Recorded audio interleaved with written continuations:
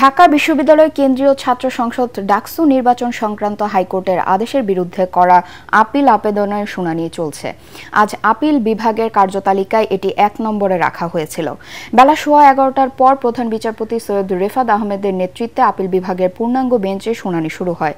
ছাত্র শিবির সমর্থিত জিএস প্রার্থী এস.এম. ফরহাদের প্রার্থিতা চ্যালেঞ্জ করে করা রিটের শুনানি শেষে গত সোমবার ডাকসু নির্বাচন আগামী ৩০ অক্টোবর পর্যন্ত স্থগিত করে হাইকোর্ট।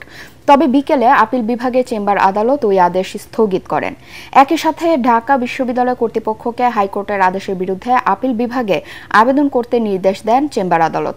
সে অনুযায়ী গতকাল বিশ্ববিদ্যালয় কর্তৃপক্ষ আপিল আবেদন করে। পরে চেম্বার আদালত বিষয়টি শুনানির জন্য আপিল বিভাগের পূর্ণাঙ্গ বেঞ্চে পাঠান।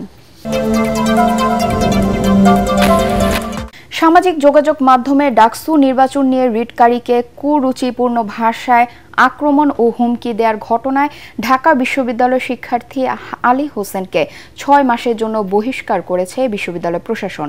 এ বিষয়ে গঠিত প্রক্টোরিয়াল সত্যানুসন্ধান কমিটির সুপারিশের আলোকে তাকে বহিষ্কারের এই সিদ্ধান্ত নেওয়া হয়। বিশ্ববিদ্যালয়ের এক সংবাদ বিজ্ঞপ্তিতে তথ্য জানানো হয়।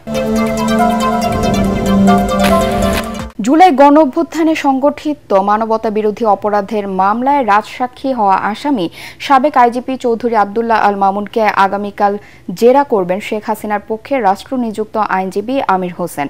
আজ জেরা করার কথা থাকলেও তিনি সময় আবেদন করেছেন। মঙ্গলবার আন্তর্জাতিক অপরাধ ট্রাইব্যুনাল ১-এর রাজসাক্ষী হিসেবে সাক্ষ্য দেওয়ার সময় জুলাই-আগস্টের গণহত্যার দায় স্বীকার করে নিহত ও আহতদের পরিবার, দেশবাসী ও ট্রাইব্যুনালের কাছে ক্ষমা চান চৌধুরী মামুন। সাবেক প্রধানমন্ত্রী শেখ হাসিনা ও স্বরাষ্ট্রমন্ত্রী আসাদুজ্জামান কামালের নির্দেশে মরণাস্ত্র ব্যবহার করে এই নৃশংস হত্যাযজ্ঞ ঘটেছে বলেও জবানবন্দিতে জানান তিনি। শিক্ষার্থীদের সঙ্গে স্থানীয় গ্রামবাসী সংঘর্ষের কারণ, ক্ষয়ক্ষতি নিরূপণ ও ঘটনায় জড়িতদের চিহ্নিত করতে বিচার বিভাগীয় তদন্ত কমিটি গঠনের জন্য সরকারকে অনুরোধ করবে চট্টগ্রাম বিশ্ববিদ্যালয় প্রশাসন। মঙ্গলবার বিশ্ববিদ্যালয় জরুরি সিন্ডিকেট সভায় এই সিদ্ধান্ত নেওয়া হয়।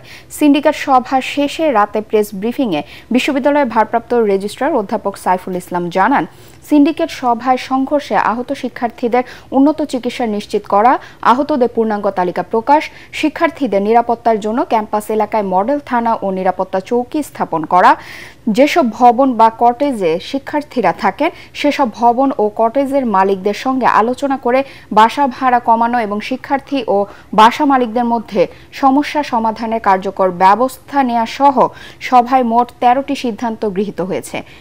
এদিকে চট্টগ্রাম বিশ্ববিদ্যালয়ের শিক্ষার্থীদের সাথে স্থানীয়দের সংঘর্ষের ঘটনায় ৯৮ জনের নাম উল্লেখ করে ও ১,০০০ জনকে অজ্ঞাত আসামি করে হাটহাজারী থানায় মামলা দায়ের করেছে বিশ্ববিদ্যালয় প্রশাসন।